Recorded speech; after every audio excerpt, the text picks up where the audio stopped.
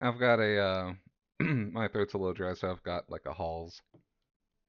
You've So I'm sure it's my a recording is what? probably going to be picking it up behind my as I move it back and forth behind my teeth. You've got a what? A A hulls. Halls. Halls.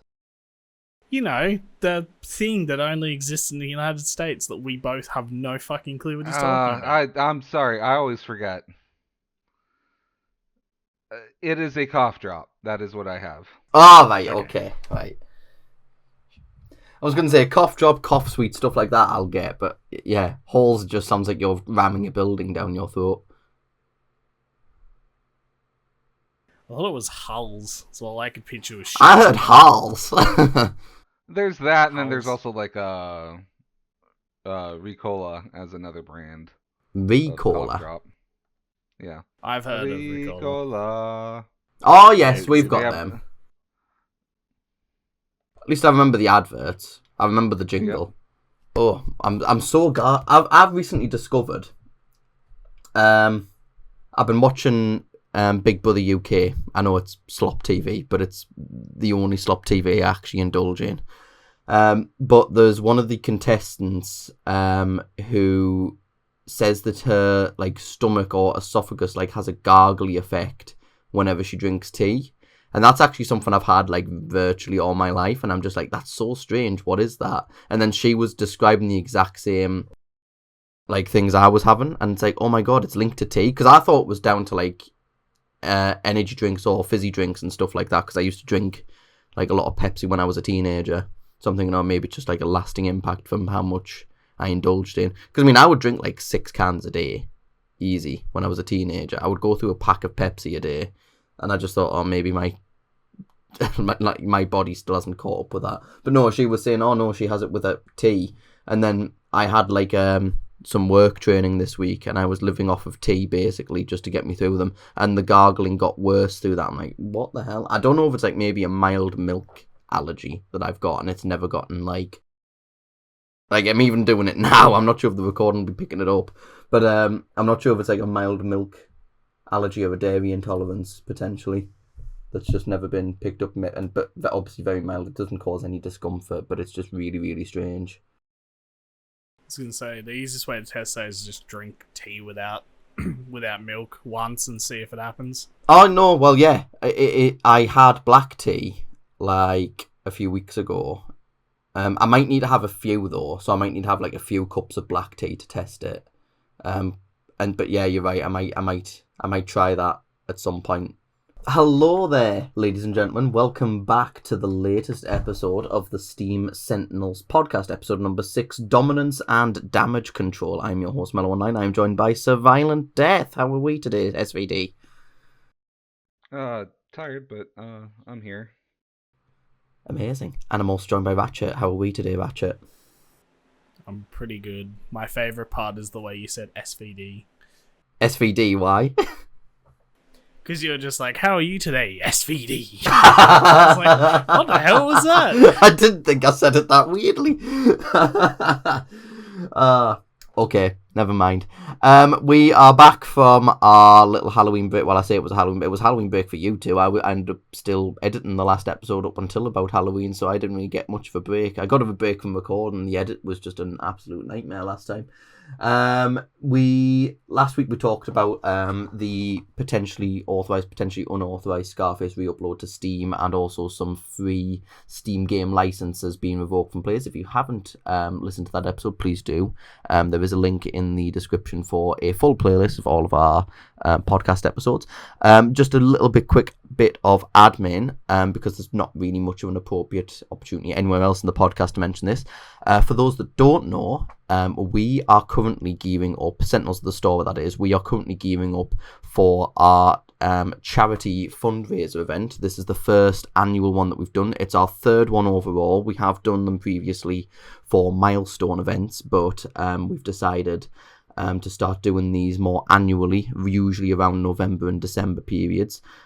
We will include a link in the description for our initial post where we have asked our community to vote on what charity they want us to back. Please don't try and vote in that poll, because by the time this episode goes up, the voting will have ended. and we'll be already in the process of trying to finalise everything with the charity, finalise it with the content creators we've got signed up. But if you want to find out more details about that charity event, please do check the link in the description. We will be doing a special live version of our podcast in aid of whatever charity gets voted for by the Sentinels of the Store community in a few weeks' time. More information about that will probably be mentioned either in next week's podcast or the week after. But yes, all in all, please do have a look in the description, find out more details about it there. So, with that being said, today we will be hosting our comment comeback section where we're going to be discussing a comment related to the episode last week. We're also going to be talking about, we're kind of sandwiching quite a few topics together. So the comment comeback will also be segueing into another incident of key revocation happening on Steam, a little bit different from the incident we mentioned last week where it was free licenses. This is actually distributed and sold Steam keys being revoked by an indie developer, seemingly by mistake and error that still hasn't seemingly quite been fully resolved. And we're also going to be talking about some studies that have been done recently of some industry experts and game developers citing Steam as having a monopoly on the gaming market, on the PC gaming market. And we're also going to finish off by discussing the game Aftermath Z Red Pine Lake, which is a horror game that has been doing the waves on social media because the game has been entwined in a little bit of a censorship dispute with Steam based on a cover image that the game was trying to get posted and wasn't getting authorized through from Steam support until recently, which Steam have revoked that U-turn their decision. All of this for you and more on the Steam Sentinels podcast episode 6. But before we get into all of that, Ratchet, what games have you been playing this week? Fallout 76 and RSI. 76 is good now. I have heard. I played it at launch and I wasn't a fan, but yeah, I have heard that it's improved. It's nothing like what it was like at launch. I've been having a little bit of fun with it. Just a little bit of fun. It's just Fallout 4 at this point, realistically. I don't want to give it a go, if it's going to be playing with other people, but I'll even on your own, play for a little bit at a time. It's perfectly it's the type of game that I've just been playing on my own. I don't have friends that play it anymore. I had a couple of friends who played, finished it when it first came out, and they are not interested in it anymore. So yeah, I've just been playing it alone. It's been fine. It just feels like a Fallout game. Every so often another player will pop up to hand in the same kind of quests that I'm doing, and you're just like, oh yeah, right, this game's multiplayer. I forgot about that. Yeah, because at launch they didn't really have, it's online anyway, but they didn't really have an option for you to play it through as an individual person, or at least it did, but it would be really, really soulless because there was just no NPCs in the game. Yeah. But yeah, I have heard that they've actually started to add NPCs and there's a lot more interesting stuff in there now. Yeah, it's been a lot of fun to kind of just go through and play, because it's like playing, like I said, Fallout 4. It's basically, it feels like a DLC for Fallout 4 at this point with just co-op. So yeah, and then I made a very dumb decision and bought the biggest ship I could for the least amount of money I could in Star Citizen, and I've just been flying around in a massive ship. So you're still enjoying Star Citizen? It's still very fun. I've been I found missions where you can land on planets, and there was one where it was an abandoned facility. I landed on the outskirts, wandered in, expecting maybe one or two enemies, and then it was just a horde of raiders. So it was just a little dungeon that anyone could just randomly stumble into. This game has so much depth for a game that was just 10 years ago was just all promises. It's so nice to see that those promises actually came through. I'm having a shit ton of fun. Even if it took a really long time. Yeah. It took them completely rewriting the CryEngine to make it work. But yeah. How long has that game been in development for? 2011? I think, 2011 was the initial pitch. I found out the other day I bought my copy in 2014, and I hadn't started playing it until now. So it's been 11 years. So you bought and you've just been sat on it? To play this game. I tried playing it back in the day and it ran like shit and it was like nothing. And I was like, I don't get this. I don't like it. I'm out. I'm going to go back to Elite Dangerous. Yeah, and I booted up the other day because I was like, haha, how funny would it be if it actually... And then I just played it. It's like, oh, this is so good now. Like, I died and I hit a request beacon expecting nothing, and like 3 random people came over to me. It was like, oh, okay, cool. So people... Because what you do is if you die and you don't want to respawn all the way back at where you set your home base, you can just send out a request beacon and you can pay people a certain amount of money for them to come and revive you. And they did, and they were really nice. And they gave me money. So the money I'd given them was completely pointless because they just gave me like 3 times as much back. So yeah, it's weird. The community's really nice. It sounds like an inverse of the American healthcare system. Yeah. Okay, nice. SVD, what have you been playing this week? So I have been playing Warframe? Actually no. Short break from that. Pirates of the Caribbean, Lego Pirates of the Caribbean. Oh. Which, so I typically like the Lego games. They've always been very casual.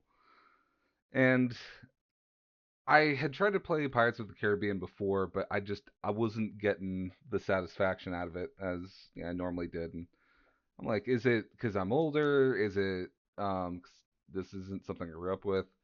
And so I kind of gave up on it. And then this week I decided to give it another go, and I finished the Curse of the Black Pearl, like episodes, quote unquote, or missions. And as I was playing it, it struck me that like it's harder to break stuff to get like the in-game currency studs. Um, and on top of that, there's a lot of times where something will happen, you won't be able to move your character, and then like Lego stuff gets destroyed and studs go everywhere. And then by the time it lets you get back into control, you only have a few seconds to try to collect what you can. And it just seemed harder to try and break stuff. With like, I don't know if it's something with the hitboxes of the weapons. Um, which the thing is, like, I didn't have that issue when I earlier this year when I went back to replay Lego Lord of the Rings. It was a lot of fun to go back and play that. Because initially I thought maybe it's because I enjoyed Lego Star Wars because there's blasters and everything, and Pirates of the Caribbean, you're mostly using swords. There's only a few like Lego pirate characters that use guns. But that's not the case because I enjoyed Lego Lord of the Rings, and that's mostly swords, apart from some of the arrow characters. So I think with Lego Pirates of the Caribbean, I just think the hitboxes are a little wonky or whatever. Because it was more frustrating to try and break stuff, and as I continue to play, I'm like, I just want to get to the end of the mission so I can just complete Curse of Black Pearl for now. It just wasn't as enjoyable. I've still yet to play the new Lego Pirate, the new Lego Star Wars. Was it the Skywalker Saga? Yeah, it's weird because I think, which it was Lego Pirates or Lego Marvel Superheroes the newest of those two. Which one came out last? Was it Marvel Superheroes? I want to say Marvel's Superheroes. I think so. No, I think you're right because I think I played. Yeah, Marvel Superheroes was an 8th gen game and Pirates was 7th gen.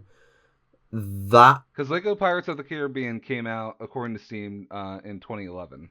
Yeah, that sounds right. Yeah, and I think Marvel Superheroes was the last Lego game that I really played properly. But like Pirates for me was like one of my top 3, I think. Lego Batman was still at the top, and then Pirates probably then, and then after that, maybe Indiana Jones in 3rd. Or Star Wars, actually. Star Wars Complete Saga. Maybe those two can be tied in 3rd. But, yeah. I do think that it gets better the more you get into the game, because if I remember right, Black Pearl was maybe the most basic of them, and I do think that as you get through it some more, there'll be some more inventive and neat things for you. also the like the little puzzles, which were it felt like they were easier to read, easier to interpret and understand what you need to do in like Lego in the Lego Star Wars stuff than they are in Pirates of the Caribbean, because some of the stuff you don't recognize that, oh, this is supposed to be a lever mechanism, or this is supposed to be like the what is it, the push mechanism where you push the thing in a circle. um some of that stuff is not apparent because you can't, sometimes I can't tell what they're trying to go with some of the designs until afterwards, like, oh, those are meant to be dynamite on there. Like, okay. So it's a little weird. But apart from that, I played uh Dragon Quest 3, the HD 2D remake. Remind I me have, what Dragon Quest is again. Is that an RPG? Like top yes. JRPG? Yeah. But it's not like you're making choices or anything, or it's literally the choice you have is the stat distribution of yourself and your party members, and you can create new party members. I have I have one for you, Ratchet, Jiba,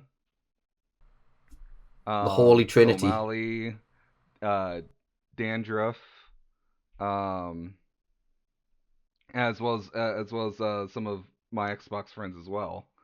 I thought you was going You to know, say my exes as well.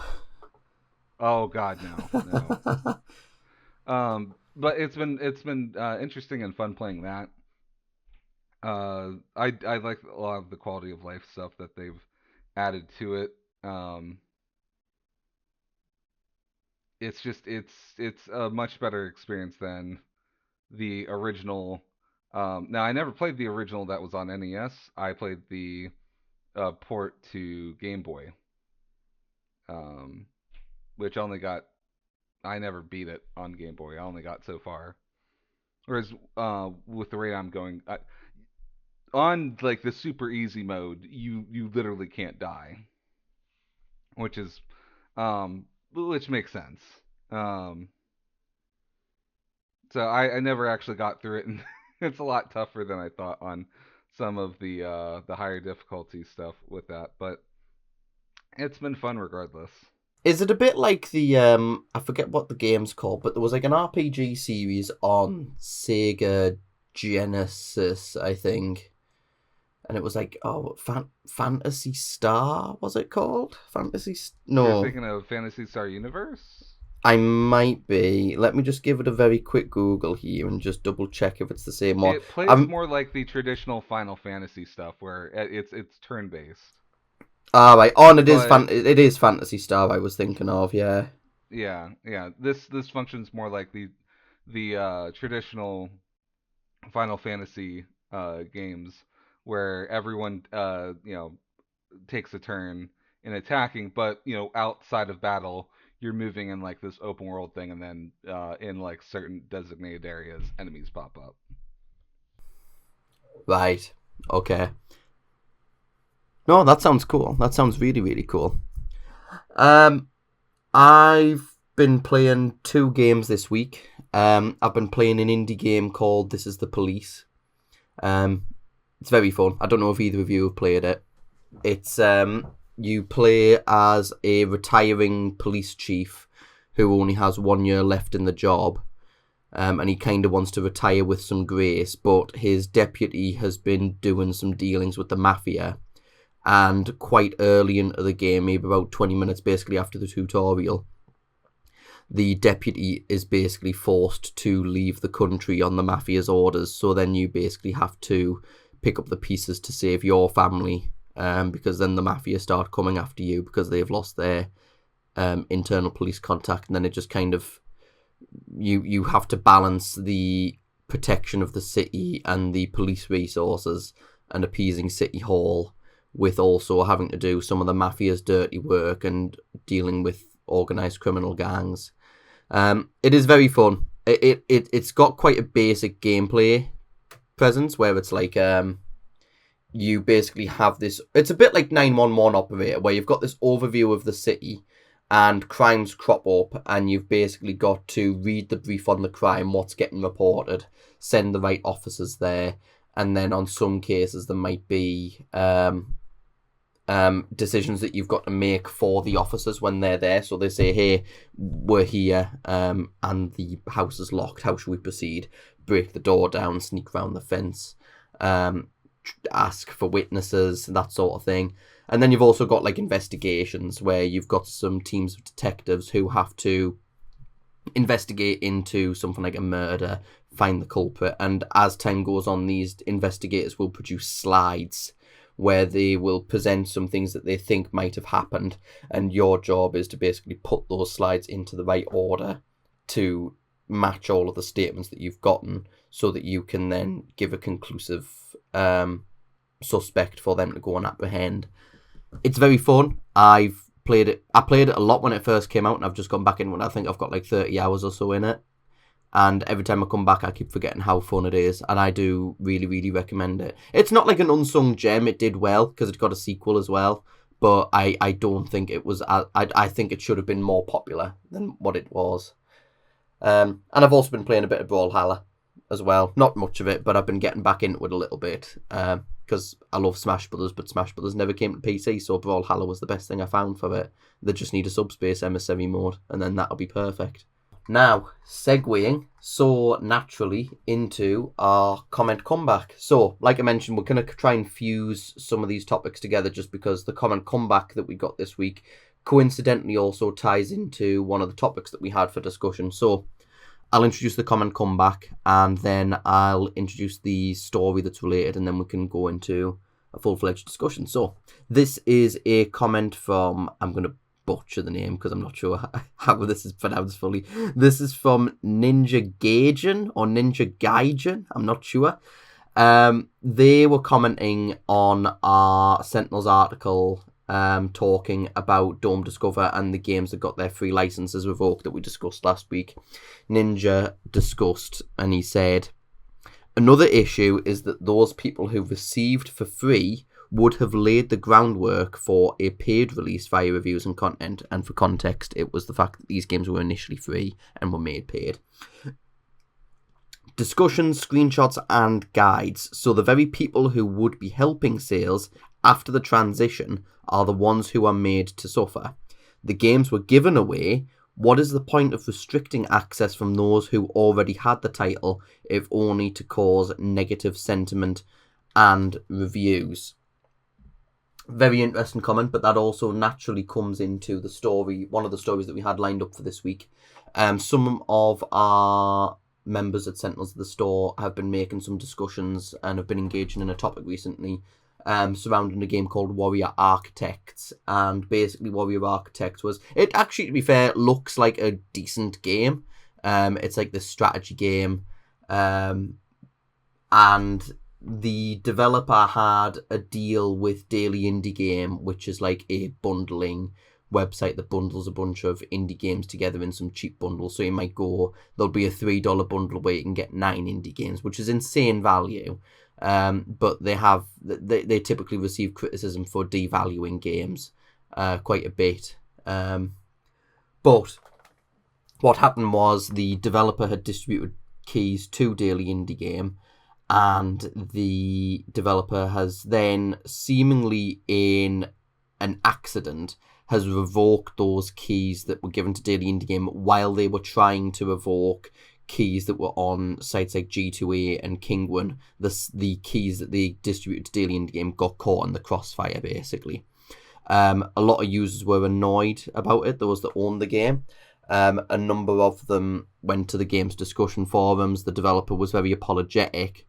And still, seemingly, the issue was still trying to be, like, a resolution still attempting to be found. Apparently, when the developer reached out to Steam for advice, Steam just advised them to distribute new game keys to users, which angered users more, because apparently, and this is verified, Steam have had incidents in the past where they have reinstated keys that were previously blocked. In some very select circumstances. You look at cases like Death Penalty Beginning, for example. That game had hundreds of thousands of keys revoked, and then Steam went ahead and unrevoked those keys. It does seem to be a genuine accident, in my opinion. The developer has been apologetic and they have been very communicative on their forums, even if the resolutions aren't really to the user's satisfaction of who's had their keys revoked. The developer is now attempting a method of the users reach out on email with their daily indie game order ID or the original key, but apparently the orders were fulfilled ages ago, so some of them don't have order IDs easily accessible because their emails wipe transaction IDs after a certain amount of time. And apparently daily indie game don't really filter the order IDs that well. I can't say for that for sure because I don't use the site myself. So yeah, it's one I've been keeping a watchful eye on because it's interesting to see just how that issue kind of resolves itself. I would have thought that Steam could have just, waved their magic wand and just reinstated the keys, but reinstated the keys that had been revoked, because they've shown they can do that in the past. I do find it a bit strange that they seemingly advise the developer to just generate new ones and give those out to select buyers. But tying that back into what Ninja was saying on our post, it's still, even though that was on the context of a free game on free licenses then transitioning to be paid, it does still beg a few questions, and it does open up the conversation a bit more, where the users who might not have been initially interested in the game in the first place still might very well help pave the way for developers in some instances, whether that be with reviews or building a small community around the game. And I think you made a point as well last week, Ratchet, talking about how that shouldn't be an expectation, though. It should just be a good domino effect if it were to happen, but it's obviously not what happens in all instances. So I just wanted to kind of throw it out to you both. I guess how much of this is down to the developer or down to Steam? Because, yeah, I did wonder about why Steam just didn't reinstate all of the keys, because I know they try not to, and they try and avoid doing that as much as they can, because they don't want to just make that something that can be easily resolved, because they want to try and dissuade developers from taking potentially irrational decisions that can affect quite a lot of customers. And if it can just be fixed like that, then it might make some developers or publishers not think twice before they do an act like that. But how much of this might be down to the developer, and how much of this might be down to Steam's management? So I'll do my response real quick. So I think a little bit of it falls on Valve, but to Valve, all the tools that they implement is for developer use, right? All these systems that they set up, it's meant so that developers have the freedom to work on their games, and that they've got whatever tools on the back end to help assist them with that. So imagine like a traditional like warehouse that has inventory. Inventory comes in, and then they also send inventory out to customers. One of the tools that they might give a small group of people at that warehouse is the tool to virtually delete items in the system. Why would you need such a tool? There may be times in which, hey, so when we sent you these items, we know that we told you that we sent you like 10 boxes of shoes. They weren't really shoes. We sent you 10 boxes of sandals instead. So what the person at the warehouse might do is they might go into the system and virtually delete 10 boxes of shoes, and then virtually add 10 boxes of sandals. So now your physical inventory matches your virtual. So that's why you would have like the idea of like a inventory delete tool.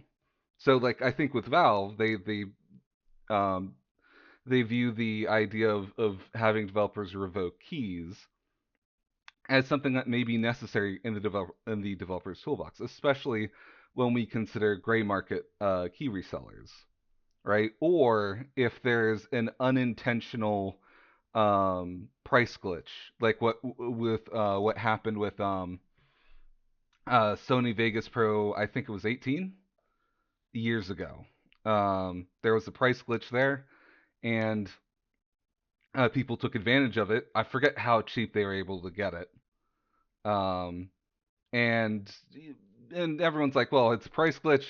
We can take advantage of this. We're still buying it. They're still getting money, even if it's not the amount that they want.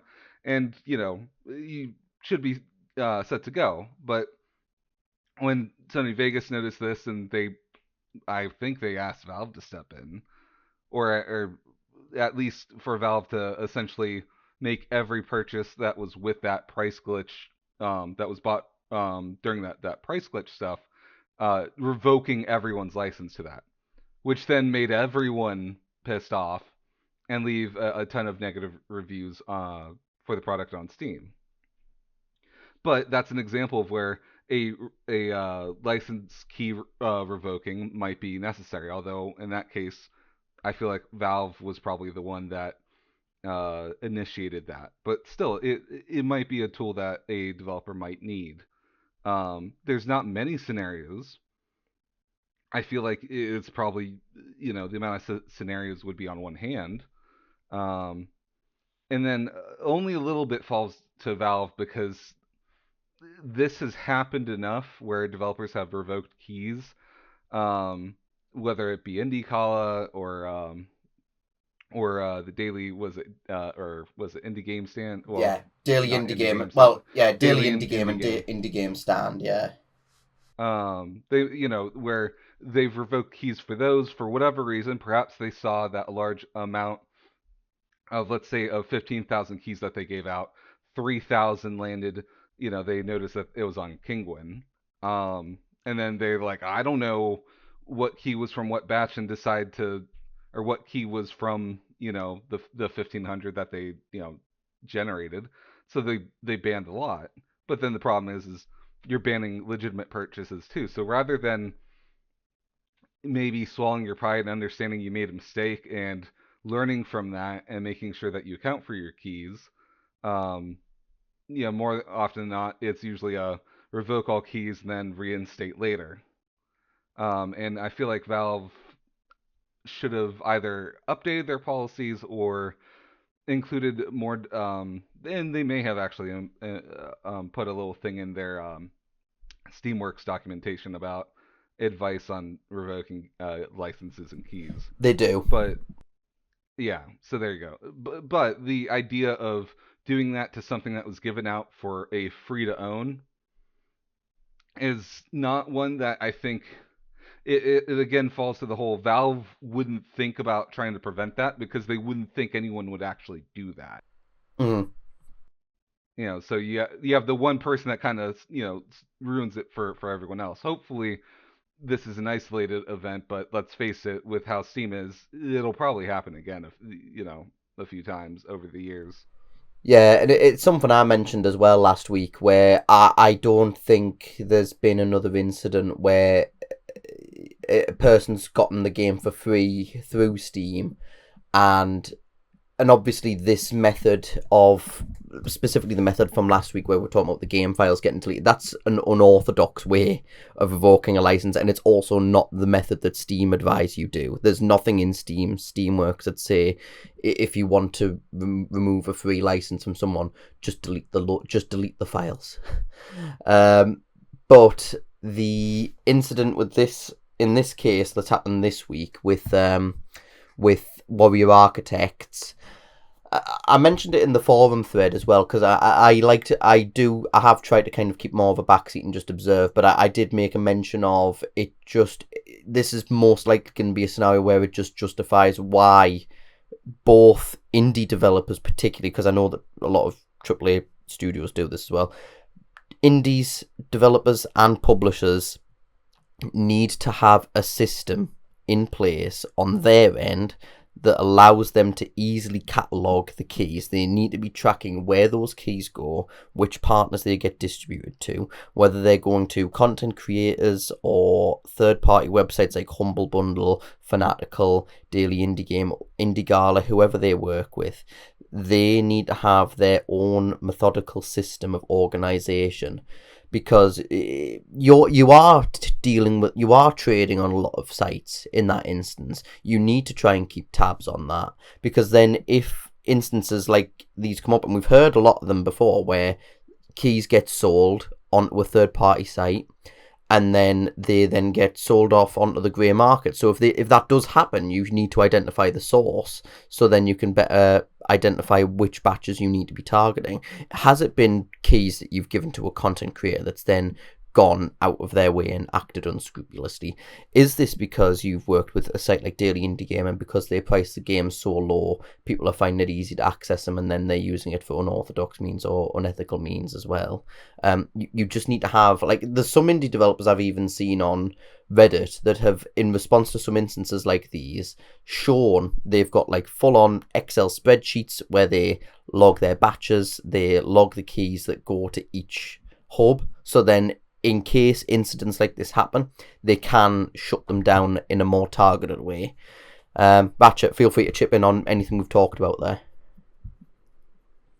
Yeah, I don't know if either of you know this, but you have to actually contact Valve to have Steam keys revoked. Mm-hmm. So to your initial question, yeah, I place this fully on the developer. If you hadn't have revoked those keys, then you wouldn't have to be emailing hundreds to thousands of people to give them their keys back. Yeah, and plus as well, that in my take, that's also asking for more work on the end user to pursue something that ultimately wasn't their fault as well. Yeah, it's like I can't think of very many cases where this has happened. I swear there was a case with a AAA company once where they screwed something up or something got converted to a Steam key. I might have remembered something about Rebellion doing it. Excuse me. I'm gonna look it up. Someone did it at some point and it was really weird, but the way they gave you it was you just logged into your Steam account on their website and it just generated you a new key if you owned it previously. Which, yeah, I don't know. It feels like there'd be a way to do that. But you can also, if you redeem a key on Steam, if I remember correctly, doesn't it show up on your Steam account under purchases? Yeah. There is a way when you go to your account, you can take a look at your licenses. Licenses, yeah. Yeah. So if you go, account details, then you can go view licenses and product key activations. Why can't he just use that? I think he is using that now, but I think, well, I could be wrong. Well, actually, no, I wonder if he's not doing that, because if part of the reason why he has revoked these keys is to tackle grey market reselling, just showing that you've had it activated doesn't necessarily show the source of where you've gotten the key. Yeah, true. That could be the Rebellion case. did revoke Steam keys for Sniper Elite 3. Over 7,000 Steam keys. But the thing is that according to Rebellion, they were stolen. And so I guess they figured Stolen? out. Yeah. How? How do you steal Steam keys? You technically. In the... This is how my friend used to buy keys. He would go and use Russian sites back before any of the like key site stuff happened. He would go and buy Call of Duty. Like, he has Black Ops 2 Russian edition, and he has to go and download a mod to fix the language. So that might be a way to do it. So it's very weird because he only saved $20. According to the article from PC Gamer, in a message posted on Steam, Rebellion explained that one of its retail distributors reported the theft of some of its Steam keys, which it believes were then sold to other sellers. They've since been revoked, and Rebellion recommended that anyone with a canceled key seek a refund from wherever they bought it from. It also offered a free copy of the Target Hitler DLC to make up for the hassle. According to distributor CSJ CD Keys, however, the original message suggested that after receiving a refund, impacted gamers should rebuy the game on Steam at full price. That led to that led the site to accuse Rebellion of revoking the Steam keys, not because they were stolen, but because it wanted to maximize its profits by forcing people away from their discount resellers. And was there ever a conclusion from that, or did it kind of just fizzle out and end with just one side shouting at the other, and it never got to the bottom of what it was actually the case? So there is no update, at least on that article. I don't know if there was ever I an just find update afterwards. I just find it so weird in the sense that if a key gets stolen, it has to start from the developers or publishers end, where they generate a key, and then it's either an inside job where someone has looked at a key list of keys that haven't been sent out to, I don't know, press or retailers yet, and then they've taken it and then sold it, or they'll have had to give it to somebody, or they'll have had to give it to a retailer. Maybe they gave it to a retailer and the retailer didn't pay their fee or something. Like maybe they were commissioning the keys and then they were giving the developers a fee and then the retailers were charging it and then not cutting them in. I don't know. It just seems like a bit of a weird setaway to say that the keys were stolen, because like that paints a picture to me of like industrial like espionage and shit like that. But going back to the Warrior Architects issue, I know that you were mentioning Ratchet, and you are right. Where if you want to revoke the keys, you do have to go through Valve. But does Valve need to be more iron-fisted, I suppose, in terms of their enforcement?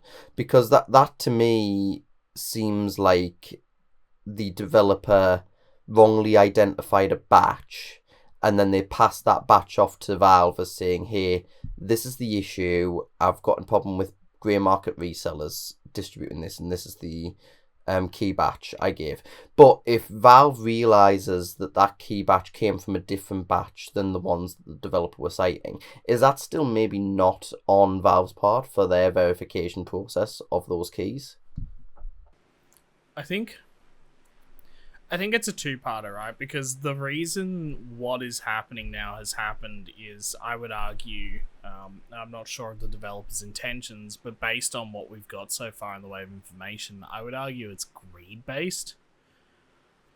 It's so strange that, like, the moment they made it a paid game, that's what it was, right? It was free, and then they made it Sorry. paid. So this is a different game. So this is this game Okay, is just alright. this is the game that was on Daily Indie Game. So they were selling it in a bundle site for dirt cheap, but the game itself on Steam is like $7 or something here. Okay, yeah, no. In the case that it was a free-to-play game that went paid, it was like, alright, well, so you've just taken people's keys and then just given them nothing. But in this case, yeah, it's weird. I don't know. It seems like I'd agree with you with they'd either misidentified a batch or I don't know. It's weird, right? Because I looked at some of the Steam games I've helped release because I have admin access to pretty much all of them at this point. We have a couple that has 400 keys, but the thing is they have the description underneath them for what they were for. So I can see that when we shipped, hold on, let me go back to it. Keys, manage keys. We had a batch here.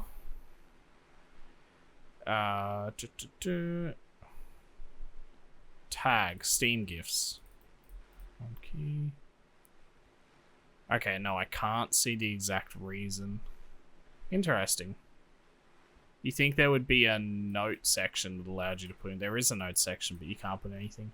That's interesting. I'm learning that in real time. Cool. Interesting. Very interesting. Essentially, though, so there's a two-parter in my mind, which is Valve need to...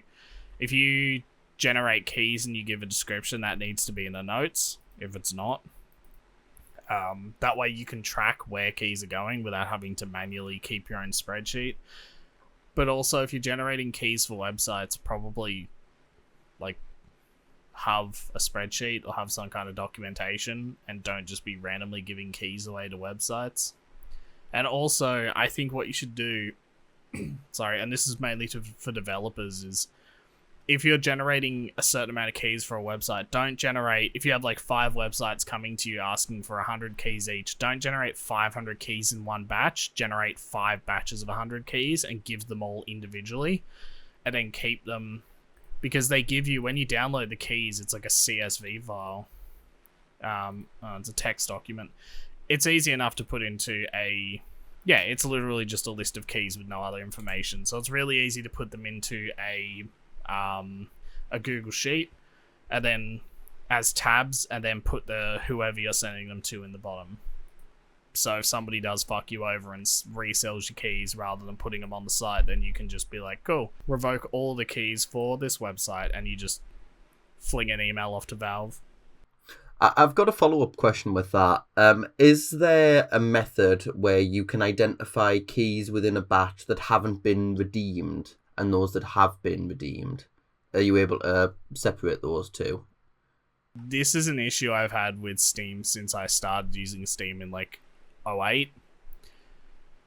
There is no way as a player or a developer to identify individual keys that have or haven't been redeemed. I can see on a developer site, let me go back to it. I can see how many keys have been redeemed, but I can't see which keys. So I can see that we have, in this game that I worked on, 33 activated keys and 467 unactivated keys. Problem is, I don't know which are and aren't activated or unactivated. Funny enough as well, they have a revoked keys area. That's the problem, right? Is you can't enter a list of keys and have it come back to you with like, we can verify that these keys have been used. So if you send out a batch of keys and somebody activates one locally in your team, or somebody sells like 50 of them to somebody, you can't just be like, oh yeah, no, those keys are all good. You have to just send a whole new batch, because you're like, I don't know which ones have and haven't been activated. You could probably contact Valve. Yeah, I was just going to say, to me, something like that should be in place, because that aids the developers in being able to be more targeted with when they need to revoke keys, it decreases the chances of other people being caught in the crosshairs. Because I think if there was a means of just revoking unredeemed keys, that minimises the damage already greatly. Because then you've got to guarantee that any keys that are in there in the wild that just are floating in this ether that you don't really know where they are, you can just clamp them down quite quick and quite easily. But then if the option is to either get all of them or none of them, that's quite like a machine gun, not a machine gun, like a shotgun fire attempt of just going wild, or like either go crazy or go home. SVD, feel free to chip in with anything that's mentioned there. No, I mean, I think Ratchet summed it up pretty well in terms of generate your batches by depending on how many times are you going to split that. So if you're going to 3 stores, you're going to generate 1,500 keys, 500 for each batch, and then that way, if you somehow see something that gets on Kingwin or whatever, purchase it, see what batch it's from, and then probably purchase maybe another one, see if it's. You may have to potentially purchase a few batches of your own Steam key from one of the resellers to see to check if it touched any of the other batches, and hopefully only one of the stores that you ever sold it to was compromised. Preferably would be none. You raise a good point, because I saw a developer on, I think again it was somewhere on Reddit, that did exactly that when they had an issue of grey market selling. So they actually went out of their way and purchased some batches of G2A keys, some batches of Kingwin keys. So then they were able to cross-reference those keys in their Steamworks batches. So then they knew which ones to target. I think it still did catch some people in the crosshair. Devs. Yes. Because the Factorio devs took up G2A on their challenge of try to see if there's any stolen keys of your game on our website and try to prove that there was a loss, and they did. And then G2A is like, we're not gonna do this challenge anymore. We need rethink our strategy. Yeah, don't be as ballsy next time, basically. Thank you, Ninja Gaijin, I don't know. It's the same with like Ninja Gaiden. I don't know how to actually say their name. Ninja, thank you, Ninja, for your comment. If you want to have a comment of yours featured on our next segment of Comment Comeback, please do either comment on the YouTube video or comment anywhere on our social medias, whether that be on Steam, X, Blue Sky, Discord, anywhere, or put something in our discussion forums as well, and we might choose to highlight it next week. So, moving on, couple of topics, both quite loosely tied with each other. There was a recent report that came out that showed 72% of game developers believe that Steam effectively has a monopoly on the PC gaming market. And at the same time this week, there has been a smaller developer, and we'll explain how these kind of tie into each other through our discussion. Both through the discussion of like Steam being perceived as this monopoly in the PC gaming market, but there's also been an indie developer on X having some problems with Steam and Steam's approval process the last couple of weeks with their game Aftermath Z Red Pine Lake. So the game in question, it's a horror game. It looks, I'll be honest, not the best. Not the best. It doesn't look like the worst thing I've ever seen, put it that way, but it looks a little bit, yeah. But the game was going to have it was going to have, and it still currently does have, a picture of a female character in the game wearing like this one-piece swimming outfit with her arse basically in the header image of the store page, which I think all three of us can say we've seen a lot worse on Steam, which we'll go into some specific examples later. But the game actually got declined in the approval process by a Steam support representative, where they basically cited that they couldn't approve the store page because of that image being included. And their rationale was that because that kind of content, the header image, can't be age gated appropriately, because the age gating doesn't really happen until you attempt to enter the store page, and the header image can be seen in areas of Steam without a necessary age check. They couldn't approve anything that could be perceived as NSFW, but then they also kind of shot themselves in the foot, where they basically said any rear perspective of a female character, so like any perspective even from the back, was being perceived as a sexual image, which it's like, okay, maybe that's overstretching it to a ridiculous degree there. So the developer went on X and posted about what had happened. It went viral. Loads of people started coming out in waves of support, and eventually, through quite a lot of perseverance, the developer eventually requested for a second opinion from Steam. So they got a second support rep. The second support rep sided with the developer, and the store page has been reinstated with the original graphics still on the store page. But there was, it ties into the idea of a Steam monopoly, because there were some calls on social media, both from the developers and some of the community, in response to this, where they were saying, oh, just take the game somewhere else. Just take the game on like GOG, or take the game to itch.io. But it's not really as easy as that, because Steam, as this report has shown, has such a massive influence on PC gaming, and if you're not on Steam, you are cutting yourself off from a massive proportion of users. So there's two kind of talking points that I want to go on, and I'm happy to start with the monopoly discussion before we go into Aftermath Z's elements. You've obviously got Steam competitors like Epic, like GOG, like itch.io, but none of them really put a dent in terms of sales, the actual sales figures, according to this report, because they still, the figures from the industry report have shown that Steam still accounts for 75% of the revenue that they see. So if you don't have Steam, then that's 75% down, even if you go to Epic, GOG, or itch.io.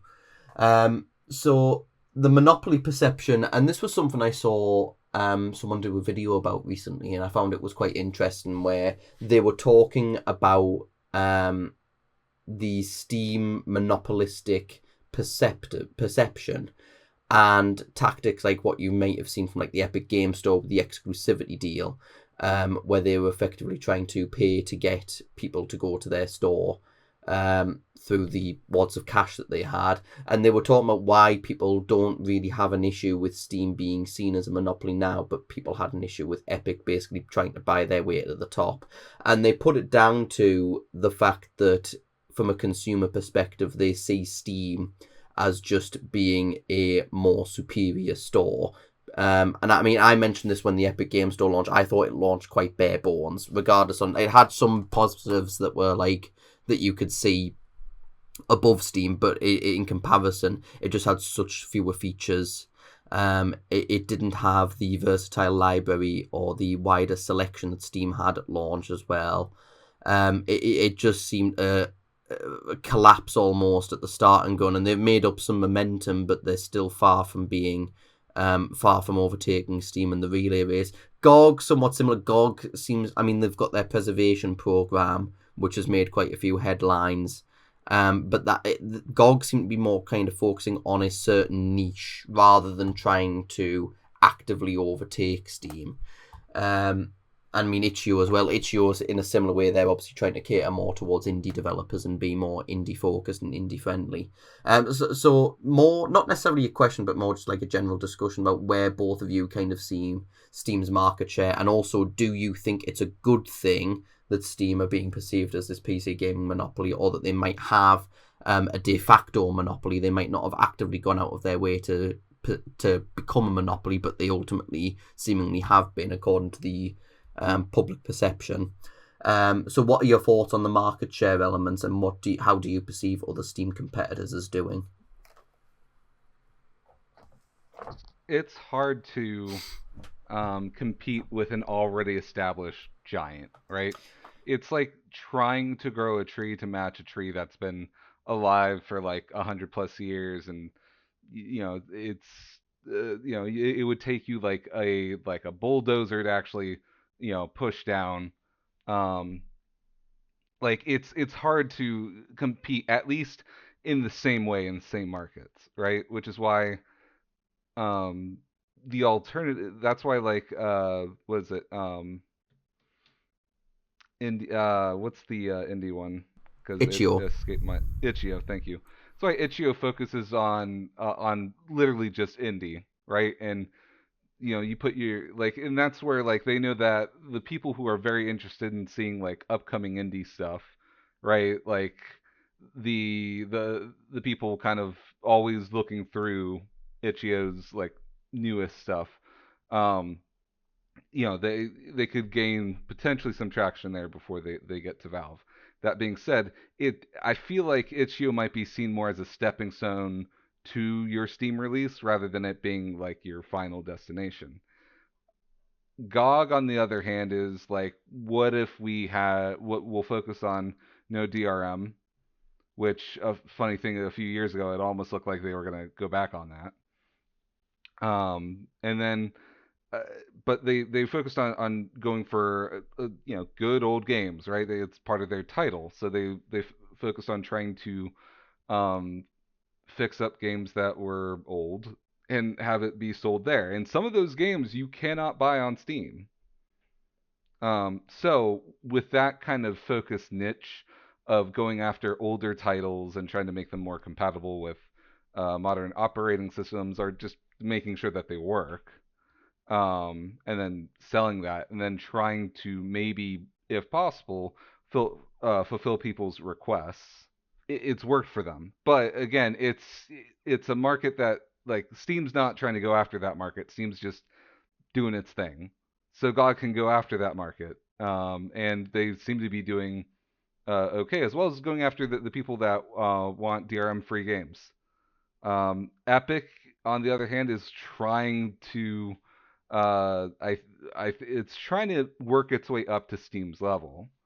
It'll be interesting to see if they ever get there. I don't think they will. It would be interesting to see if, because Steam not only has this massive player base and all these titles from AAA and indie, but it also has a flood of asset flips and all kinds of other not very good titles on there from non-established people. It'll be interesting to see if Epic is able to work its way up to like Steam's level without having an influx of that. I don't think so because what was it? Silicon Echo managed to make its way on there for at least a little bit. Couple of months, yeah, yeah. And there was also some talks of asset flips already coming onto Epic as well. Quite quietly as well, because obviously one of the main drums that Epic were banging at the beginning. Well, there was a few things that they were doing. They were promising no shovelware, like an asset flip type. The asset flip titles they named specifically, even though like I remember when the Silicon Echo thing on the Epic Game Store was going on, Tim Sweeney responded to my statement about them being on there, saying, he doesn't really care about why Steam removed them. But it's like, well, you don't need to care about why Steam removed them. You just need to care about the comments that you've made publicly about you aren't going to allow asset flips, and here you are letting an asset flip developer on. And then they just quietly removed Silicon Echo from the store and then didn't give any more public comment, which I thought was a bit strange. But yeah, it's interesting to look at like what Epic were trying to focus on, because you're right, I think Epic were going into this thing and we are going to try and compete with Steam, because they were going to be more focused on quality. They were going to give a fairer share of revenue to developers. They also have, Ratchet, you can correct me on this, they have a creator program where you can use like creator codes for referrals on the Epic Game Store as well, and you can even get, is there cash back as well? Is that an option? Yeah, what you get is like Epic Bucks essentially, which you just use on future purchases, which I really like. I wish Steam had something like that. Yeah, Humble have something like that as well. There's a few retail stores that have that, and it's a really neat tool. So like, it's not like Epic have no unique selling points. They do have some really interesting ideas and some really interesting functionality, and especially like the revenue share. That's been a major criticism of Steam, where people and developers think Steam charge too much for what service they offer. It's 30% to 70%, and then even after you get the 70%, you've got to pay taxes on top. It's like, yeah, it's not. It's an okay deal. It's not like it's awful, but it's not as worthwhile as it used to be. You don't get as much of a personable transaction, but like as a developer, like when back in like 2012, 2013, when there was fewer games, and like you would be able to like have a contact at Valve you can just go and speak to. Now with how wide ranging the service has become, it's almost like, has the value of the service Steam provided gone down because of that? Whereas Epic have come in, and is it 15% that Epic take? 12. Do they take half? 12. They take, initial is 12, but if you're using Unreal, they change it up, and if you're an Epic exclusive for a year, it's free. You take 100% of the profits yourself. That's right. So yeah, like in terms of a fair deal for a developer, it's like Epic tick a lot of boxes. I think where it kind of falls down is just in terms of store functionality and engagement, more than anything, engagement and investment that people have in the store. It's like you don't have as much freedom to customize profiles. There's no community engagement with forum boards. There was a while where it didn't even have a shopping cart. You had to buy games individually. I think it got introduced a year into the store being up, but then already it was kind of like people have already started to move on. I know people still use it because, Fortnite's on it. It's like one of the most popular games still nowadays. And you've also got the free game giveaways that they host every couple of weeks. But like the vast majority of people that I speak to say they still use Epic, but only for the giveaways. There's nothing really about the store that makes them want to keep coming back and making purchases beyond that. And yeah, sorry, no, I was going to go into like the other stores as well, but I'm conscious, Ratchet, you haven't had a chance to weigh in too much yet, so I'm happy to give the floor up to you for now. Yeah, it's a multi-parter. I mean, long story short, really, when you look at like Epic versus Steam, I can talk about Epic because we published a game through Epic where before they turned their platform into like Steam Direct. So it feels, at least from my point of view as both a developer and a player at this point, that Epic isn't really trying to compete with Steam anymore. They've realized that competing with Steam is pointless because it's just going to be essentially a dick measuring contest. And they're losing by years because where Valve have the benefit of, if you think something should be in Steam, if you think something should be a game, if you think something should be a product in the world, you get a group of people together and you make that. That's how Steam works. That's how Valve works. If you want to make Half-Life 3, you get a group of people together, you get some writers together, you make Half-Life 3, which is why we've seen so many different versions of Half-Life and even like Alex in the early days. With Epic, you have a really good idea for a standalone games launcher that is built on top of the Unreal Engine launcher. You go and talk to whoever you need to talk to about that. They talk to whoever they need to talk to about that. It goes up the chain till it gets to Tim. At that point, or whoever makes those decisions. I'm just going to say Tim for now because he seems like he is actually a decision maker at Epic, which is really good to see. Somebody being the absolute head of something making that decision. But the problem is you have politics internally that take place where, as it feeds back down the system, things get changed and removed and added. And I've noticed it working at bigger studios is like, I'll work with a designer on a really cool idea, then we take it to, the director, essentially. And it's like, what do you reckon? And they're like, no, that doesn't fit. And it's like, what are you talking about? It fits perfectly. Players are going to love this. Nope. We've been told that we have to work on this thing instead. And you're like, we spent 2 weeks designing this. It's awesome. And now it just has to go in the bin. Cool. Which, just a little bit of a peek into why so many cool things are in like E3 demos and stuff. RIP E3. All those cool things you see in games are no longer in the shipping or the released version of the game.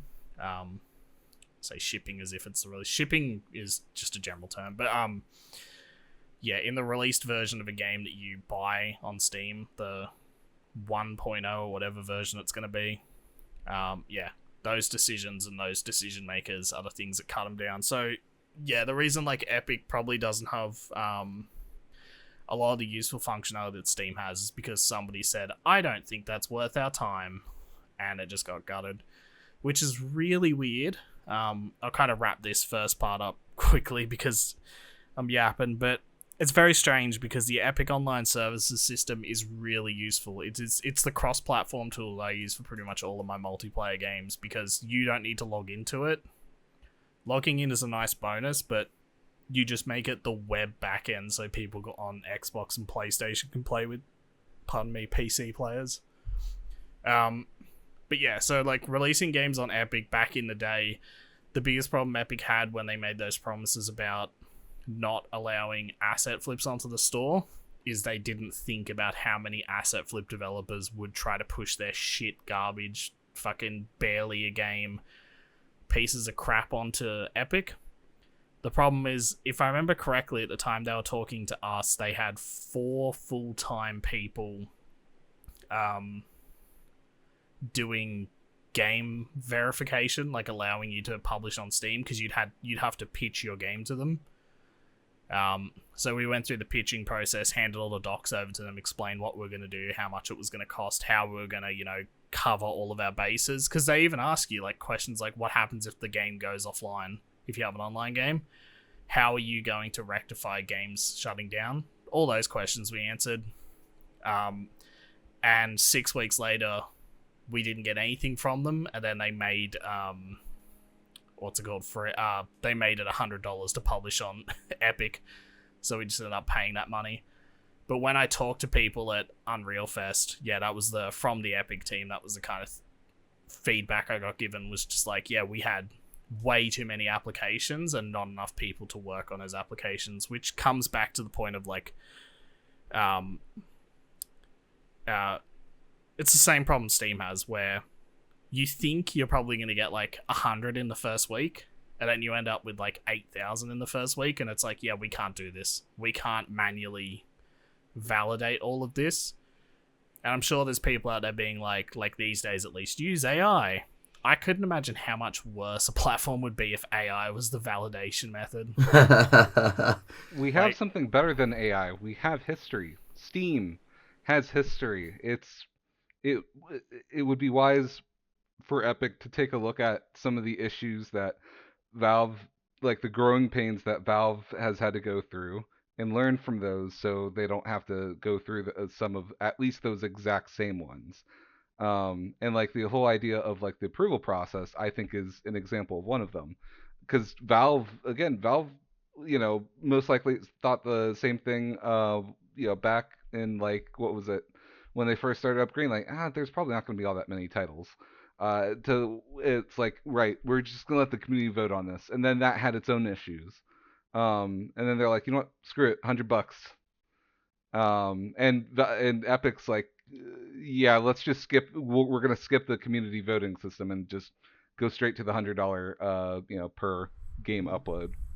I think that's something that, I mean, I know it's very easy for me to just sit back and say this. I don't run a company. I don't run, well, no, sorry, let me rephrase that. Yeah, I do run a company, but I don't have like, I'm not here running the Epic Games Store. I'm not here running Steam. I'm not here running GOG or anything like that.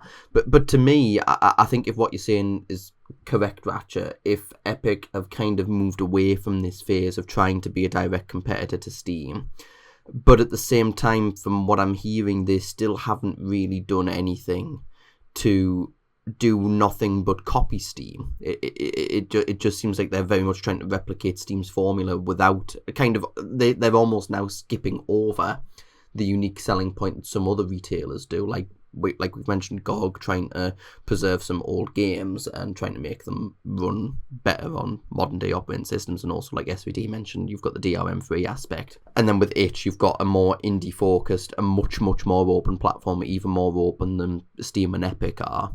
And a much more catered community towards specifically indie game developers.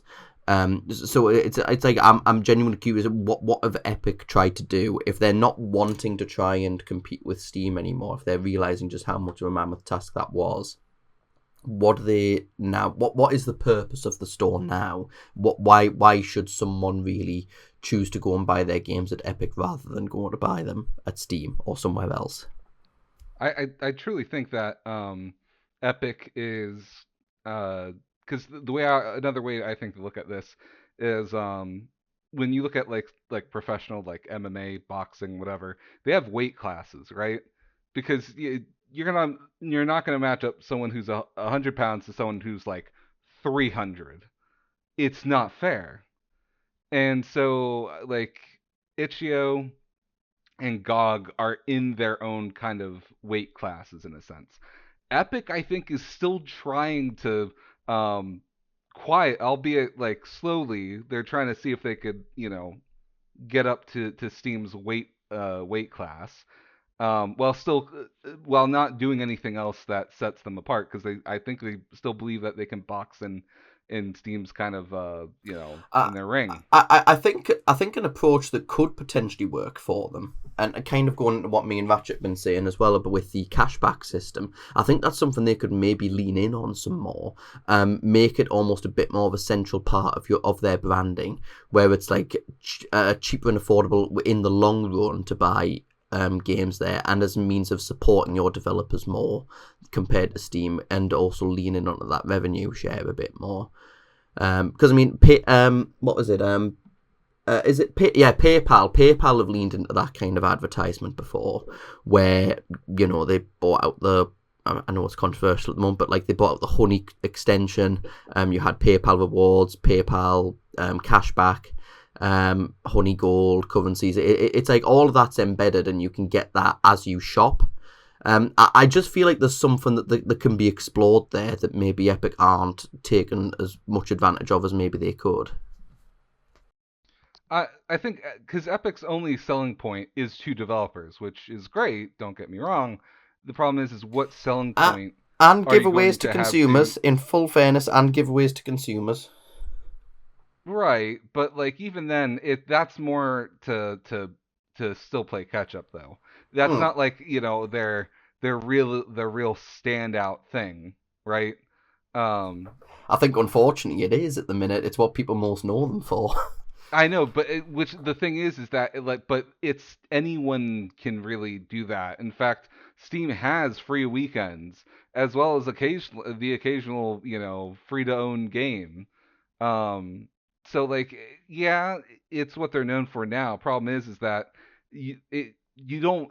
It also feels like it cheapens it if that's the only thing that they're known for, right? Whereas at least with Steam, people think of Steam with great deals, right? Not necessarily. People don't really think a ton about free games being given away, but they think about games that can be bought for cheap during holiday sales. Which that's I feel like that's different than games being given away for free. Just to be fully fair and fair as possible, I think it's hard to compare. Well, I think if anything, there's no comparison in terms of the games that Epic give away and the games that Steam give away. When Steam has free to keep events happening, it's usually Steam haven't orchestrated it. It's the developers themselves that have decided to do it. A lot of the times when that happens, it's developers of indie titles that have maybe done modestly well, maybe some that haven't done so well, but they've given it away as like a promotional event. With Epic, the quality of the games being given away are much higher because Epic have paid for a AAA publisher or developer to actively give those games away, which those kinds of games will draw more eyes rather than like say an indie game on Steam being given away, or it's a free weekend event where players can play for 2 to 3 days and then the game gets ripped away from them unless they pay for it as well. But For Ratchet, now, yeah. though, What's that, that sorry? that's the thing. Sorry to cut you off, but for It's okay. now, like for now, they can continue doing that. But at some point, I mean, if Tim is suddenly no longer in charge, or they realize that they can't keep afford doing this, because every time they do that, they make sure that they're compensating the developer for it, because it's otherwise it's a loss of revenue. They're essentially paying Hmm. for those giveaways. Um, The and store is losing a lot of money in I fairness. don't think it's feasible in the long run, which is why like trying to find a niche to the consumers is the better thing, because that's not something that necessarily costs you. Um, it doesn't cost for uh not in the it costs, but not like as heavily as like what Epic is doing. For GOG to fix up old titles, to go after the older titles. And in a way, GOG has like an exclusivity stuff on older titles in a sense. Um, because that's part of their focus. Uh, Itch.io has, in a sense, a temporary exclusivity, and maybe for some indie games, an exclusivity if they want to truly keep their game there in order to continue supporting Itch. Um, so Epic doesn't have anything to appeal to the consumer apart from the free game stuff, and that can easily come to an end one day. So what else do they have for them? That's the real trouble. They've got something to appeal to developers, but that's only one half of the equation. You need something to appeal to players, is what I'm getting at. I have been impressed with how long they've been able to keep it up for. Because, I mean, when did the Epic Game Store launch? 2018, 2019, something like that? And they've successfully had at least one game giveaway happen once every 2 weeks since the Epic Game Store came out. I think that is something impressive, and I'm surprised they haven't stopped doing that. But again, like you say, it might be because that is currently the only notably recognised selling point that keeps drawing people back to the store. Ratchet, sorry, I'll come to you now. Yeah, they have like 6 studios across the world now, employing like a couple of thousand people to work on Fortnite and Unreal Engine exclusively. Plus the 5% royalties on Unreal. I can't remember what the actual percentage is. But the larger studios using Unreal. It's really down to bigger studios that really can't be stuffed rolling their own tech anymore because it's so expensive, and the lift to like overhaul systems when you go and work on a new game is so heavy that it's not worth using your own engine anymore. I'm a bit mixed about that. I'm not going to get into that here. I'm sure anyone who is mad about Unreal existing will fight me in the comments. But, I mean, that's a whole conversation for another time. I mean, I can pull some comments about how people think that if a game's bad, it's purely just down to the engine it's being used on, which is like, that doesn't make any sense at all. Yeah. It's like people being like, oh, you can't make a third-person game in Half-Life's engine. It's an FPS engine. You're like, nope. A game engine is not any... Yes, there are systems you build to support making like a first-person or third-person shooter, but an engine at its core is graphics renderer, input system, audio output, physics interactions. Like, it's all those kind of key components put together. You could make a racing game. Someone did. It's called DIP RIP on fucking Steam that is just a racing game on the Half-Life 2 engine. But yeah, like, the reason I think Epic can stay afloat is because of the money they're making from Unreal itself and Fortnite. Yeah, this has kind of turned from a Steam or Monopoly to Epic question. I kind of want to go back a little bit and talk about Itch and GOG. GOG supports modern games, which is really nice. The only problem with GOG is that it's and this is why there's not many newer games on GOG, is because it is a fully manual process, and it requires you talking to people and pitching your idea and actually proving that your game existing on GOG is worth your time and their time, which is good and bad. I think GOG also just have an auto reject for like, they'll spend like 5 seconds looking at the asset flips and just be like, nah, no, don't even waste your time. Itch is interesting. Itch did a thing a while ago where if you made it so they made 0% royalties, your Itch.io site would go black and white. I can't remember what else they did. Yeah, they were really weird where it was like, all right, well, if you're not giving us royalties, then we're gonna fuck with your site. And I was like, okay, that's super weird. How about instead of being weirdly passive aggressive, you set the minimum to like 2%? Like, happy to pay you, but also don't be dicks about it. I do just want to also revisit a bit more in terms of like the monopoly aspect of it all, and I'm also obviously conscious with time. I wanted to ask, do you think it's a good thing that Steam have got this perception of being this de facto monopoly within this sphere?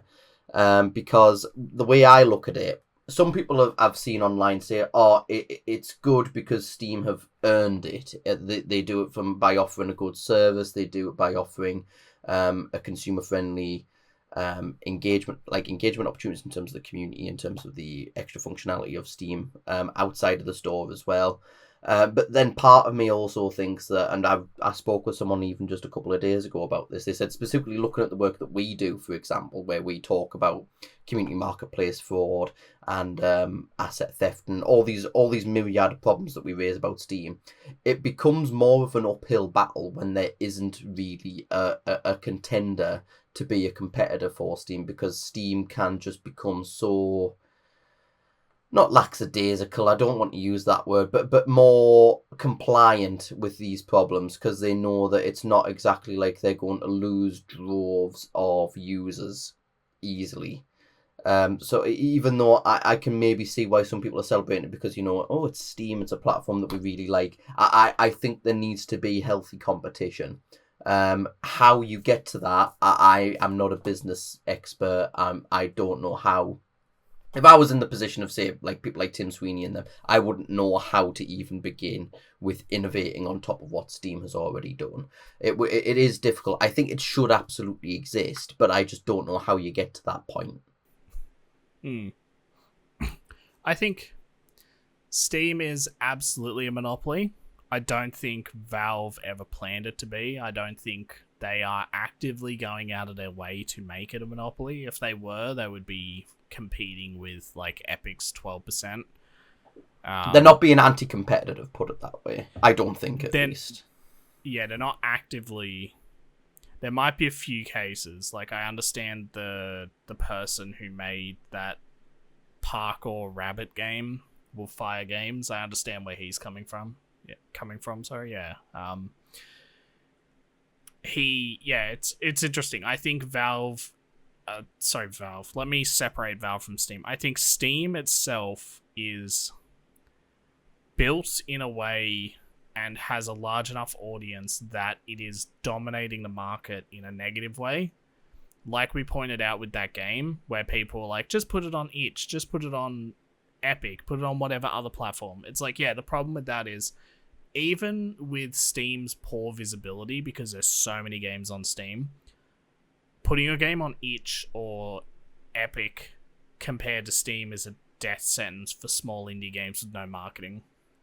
So there's something I was looking at this morning on TikTok, where somebody was like, oh, you can put your game anywhere, it really doesn't matter. And I put a comment in and I was like, well, if you have, they were saying like, oh, there's only been like 12,000 games released on Steam so far this year. Like, just put your game on Steam, it's not hard. And it's like, well, the problem is that's 11,999 games that you have to compete with. That's 12,000 other games you have to compete with, nearly 12,000 other developers. Some of them have marketing, some of them have publishers, some of them have, some don't have anything. The problem is, if you don't have something that is an instant hook, if you have something that's niche, something that appeals to a very specific audience, like, I would fully argue that both what's the automation game that you mentioned before, SVD? Factorio? Yeah, both Factorio and Satisfactory. If Factorio especially did not have as good of a hook and didn't, get itself in front of people like it did, it would be another dead game on Steam. If there was no marketing behind it and no one picked it up, Factorio would probably just be another weird niche what's it called game? Automation game. Because have a look at a lot of the other automation games there. Well, there is a really good example of one. I'm trying to remember the name of it. I think it literally is just Chocolate Factory. That seems to be what feels like it's a copy paste of Satisfactory, but all they did was change the objects to be like candy and sugar themed stuff, and that was it. And they called it a day.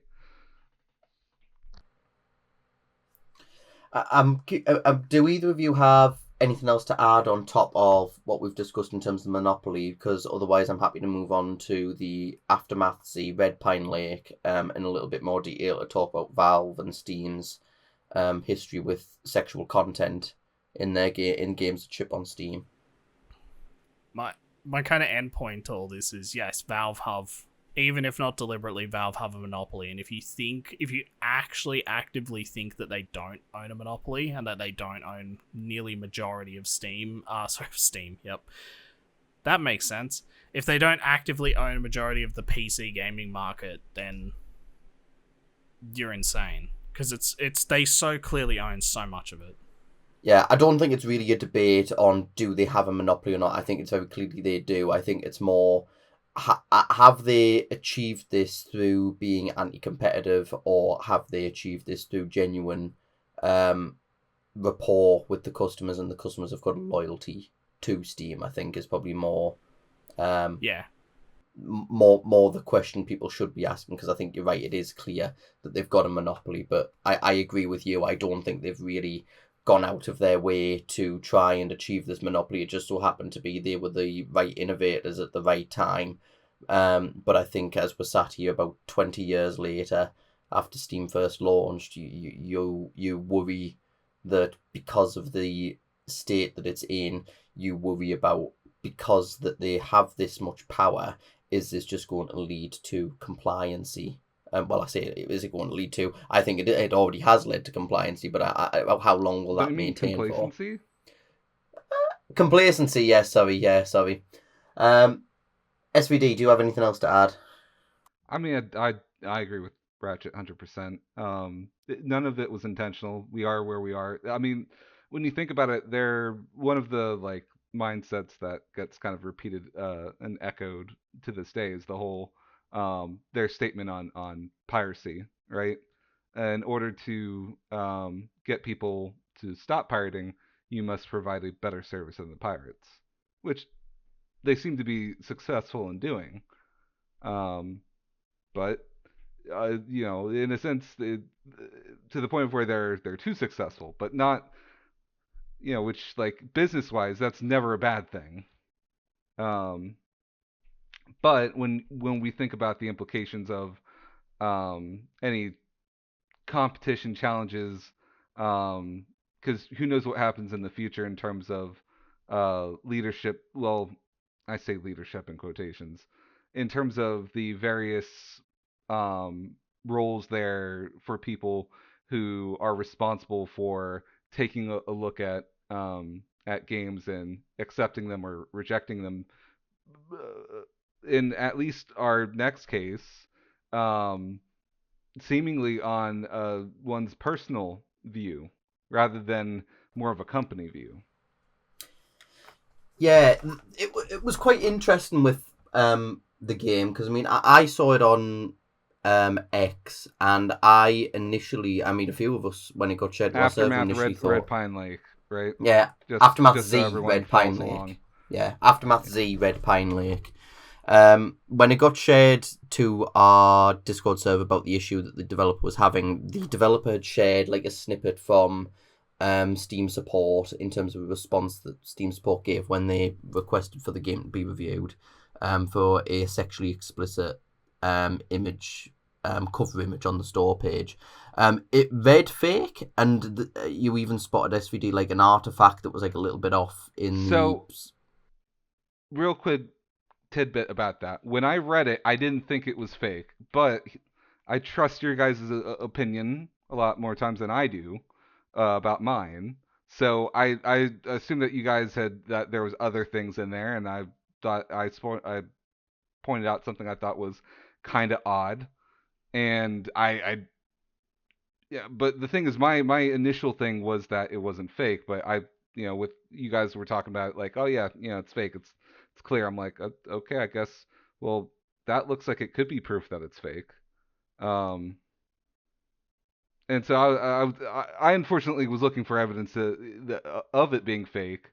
And which after about like 20 minutes of it, I'm like, yeah, this isn't fake. Um, that was ultimately my conclusion with that. Yeah, I wasn't sure if it was fake or not, but I figured what you raised was valid enough that it had to be raised a bit more directly to the developer, and just for him to have that opportunity to just at least be a bit more open and just say, hey, why is this as it is? Because it is a bit weird that was there. It was like a little, basically it looked like there was an effect that basically there was an artifacting error on the image that was sent over that the developer put up on X, and it looked like that maybe some of the text had been photoshopped. The developer responded to me and took a smartphone picture of his monitor, which showed the response, which was like, okay, no, that is more damning. That kind of seals the deal for me that this is real. But basically, like I mentioned earlier, the game was posted. It had a picture of a female character in a one-piece swimsuit in a lake. Her ass was there, it wasn't bare, but like she was in a swimsuit. The Steam support rep that was dealing with the game flagged it because they saw it as adult content that isn't appropriately age gated. Because in theory, like I mentioned before, fine, because the header images aren't age gated. The content that is present that you can find anywhere in the store should be appropriate for anybody and everybody with a Steam account to see. But a couple problems with it. It's that, one, you're trying to just claim the Steam support rep went on to state that any rear view image of a female character is inherently sexual, which it's not really. And second of all, when the developer put this up onto Steam, they were flooded with responses of Steam's hypocrisy because people were quoting games like Sex with Hitler and like a bunch of the shovelware anime games that get posted to Steam, which have much, much more inherently sexual images or very just inappropriate, like not even arguably, definitely more inappropriate stuff that Steam have okayed. And it goes back to my age-old favourite saying of Steam are just consistently inconsistent. But it seems to me that can be applied so much more to their relationship with sexual content games or adult content games in particular, where it just seems like across the board. I know that Rob's you only talking about one support representative's interpretation of the rules, but at the same time, I don't even think that the support rep is wrong because they've read the rules and they have interpreted those rules in a certain way. So if the rules can even be interpreted in a way that can make someone think this game might not be allowed, I think that's a problem with the rules that you have in the first place. It Oh should no, just it's the three laws of robotics all over again. It's iRobot. Someone call Will Smith. It's yeah, like even going back to when Honey Pop and a bunch of those games were getting, the developers of those games were getting emails saying, hey, you need to make these changes to your games in about 4 weeks, otherwise they're going to be removed from sale. And then Steam were forced to walk that back after public discourse. So I guess first of all, what's your both of your takes in terms of like what happened with this game in particular, and also what your views are in terms of Steam's relationship with sexual content or adult games coming up onto Steam? Um, so I brought up two previous examples of this happening in the past 5 years. The first was with Badass Babes, and the second one, I don't remember what game it was, or well, no, it never even made it to SEMA apparently, according to the support ticket. Now, and when you look at the language that it's written in, the which like taking it like out of context, it might not seem much, but when you compare the Steam responses across all three, the two from previous years and then the latest one from Aftermath, I feel like it's the same Steam support rep. Um, like I don't know for sure, but just the way that the language is used, that we strive to ship good most titles submitted to us, but yours is has explicit sexual content, and we're not going to ship it. Um, or we're just not going to ship this, blah blah blah sexual content, and then the latest one with uh, woman's rear end. So it makes me think that it is potentially. Again, let me just reiterate. I don't know for sure. I just think that there's a good chance that this might be the same Steam support rep from years ago across these three instances that does this. And as Mellow pointed out, I think she seems to be representing, or they seem to be representing, interpreting the rules in their way and applying that to um, these developers, which to me then seems that not only is it a gamble about when you put a game up onto the Steam store about whether or not it catches any traction, but now there's that additional gamble. Although that was already there before, but it was never really made to be a problem until like with these examples, that you are also then hoping that if your game, let's say, is something of the adult nature, that it does not it does not come across this Steam support rep's desk in terms of whether or not it'll get approved. Um, like you'll be essentially hoping that that doesn't come to fruition. I think I'll mention something that I put up on X as well, because there was a few people in that thread that were asking the developer to name, I'll just directly quote them, name and shame the individual that was refusing the game. And I argued, first of all, why he shouldn't do that, and thankfully the developer also vouched this up. I'd basically made the case of, I don't think the blame should be placed solely at the front of one support representative. I think Richard Hogue of Hogue Law's YouTube channel put it well when he covered the Penguin Cretans case that we spoke about a few years ago, where game files were getting swapped out and were being replaced with something totally different. And he spoke about some of the initial Steam support replies that some of our members were getting when they were reporting these games, and he said ultimately one support representative at a company can't really speak on behalf of the whole company, because these people are just people that are having loads of things come over their desk on a daily basis, whether that be through help requests, ticket requests, game submissions, everything. And ultimately there's that many things that are going through the inner mechanisms of Steam that they do just have to put some personal interpretation on it. And if there are rules that exist in that regard that are allowing someone to interpret them in that way, I think that's a problem with the rules rather than the individual's interpretation of it.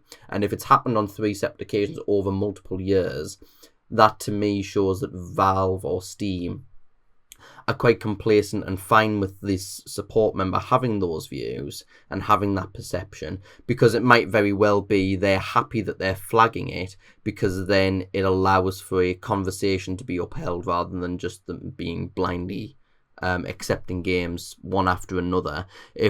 I know that the developer with Aftermath Z has gotten their game back onto Steam after some internal conversations between them and some other support representatives. There has been some conversations in Steam about this game, and it's ultimately led to the developer having their game put back up. Ratchet, what's your views? Support's weird, especially Steam support. Steam support has been the most inconsistent thing in the universe. I genuinely don't know how to. It's weird. It's so weird. I've never seen support as weird as Steam. Actually, I have once. Sorry, something else I mentioned. I forgot to mention it earlier, just when some people were pointing out the inconsistencies with that response in terms of like the other games on Steam that do this. Someone even pointed out Half-Life 2 has a screenshot. It wasn't really fully the same one-to-one argument, but they had a screenshot on their page that shows the rear end of Alex, and it's like, well, what is this? You literally have a game that you've made and you're showing the back end of a female character in the game. By that same argument, this should be violating your rules, but ignoring the fact that it wasn't a header image. Sorry, continue. Oh, good. Yeah, it's really weird. I don't know. It's such a weird inconsistency, and I think it's just a thing that essentially everyone has either gotten used to, or if you're new to Steam, you get used to. It's so weird. I just sorry to butt in again, but I just don't understand why it seems it's specifically sexual content and adult games that it seems that is the main thing that is fueling a lot of this inconsistency. That's what I see a lot of reporting about, at least, where it seems Steam, at least the Steam support staff and maybe even Steam as an entity as a whole, doesn't seem to know where it fully wants to stand on its commitment to either adult games or sexual content games. Yeah.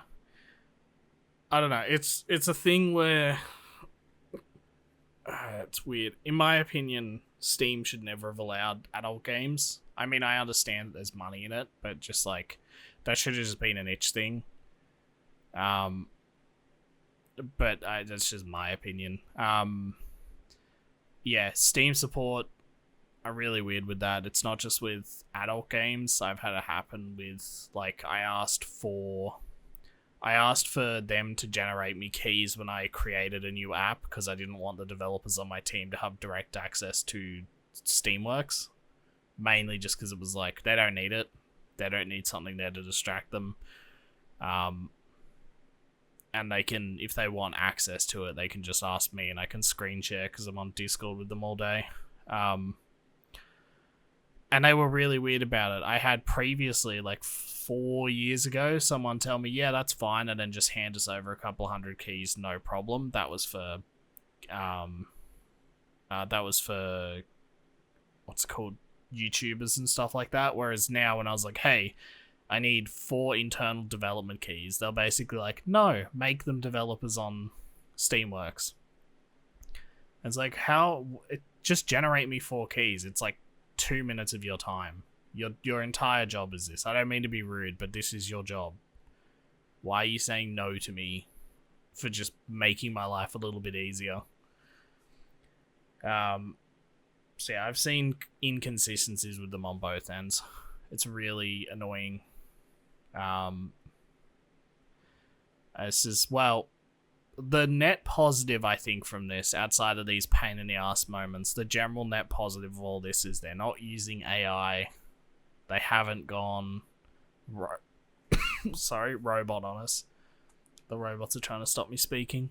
The one positive I can glean from this is that at least it's a person on the other side of the world, potentially, or, a person sitting on a computer looking at it and saying no, and having it be purely based off their own internal morals and not the data that has been fed from the internet into a robot. That's the one small little positive I can get from this situation. I was just going to go on your point about Steam shouldn't have allowed adult games in the first place. I think the problem that they maybe ran into was, particularly when I think of games like Honey Pop, because that's a very, very sexual game. But it's something that doesn't quite cross the line into it being, it's a porn game, really. And I think that was kind of a line of definition that Valve and Steam were kind of struggling to draw in the sand of, this is porn, this is just very heavily sexually explicit. And it was kind of in between those areas where it's like, well, who decides where the line is drawn, or is this just going to be a case-by-case basis? So then developers that were making questionable porn games, like I think House Party was another example, where that game was a game. It had loads of like, it was an adventure game where you walk around a house, you solve puzzles and all that, and then your reward was you have sex with whoever at a house party. But then obviously that game fell into a much more of an adult content nature.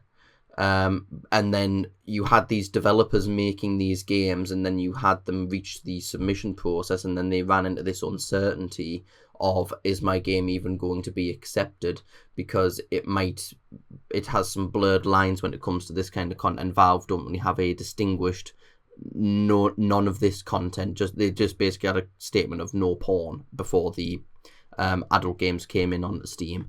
So I can see why there was this process, and I know Patty Jack, when he was still doing YouTube, he was advocating very heavily for a Steam red light system, where you could go to like almost like how you would used to go to, like, I say like I used to do it, I didn't, because this was before my time as well, like like Custer's Revenge for the Atari 2600, and it came in like that leather sleeve, but you had to like ask an employee to go to the back of the store and get it for you. Something like along those lines, where it was like a harder to access area of the store where those games can just go to and have the ease of shipping them.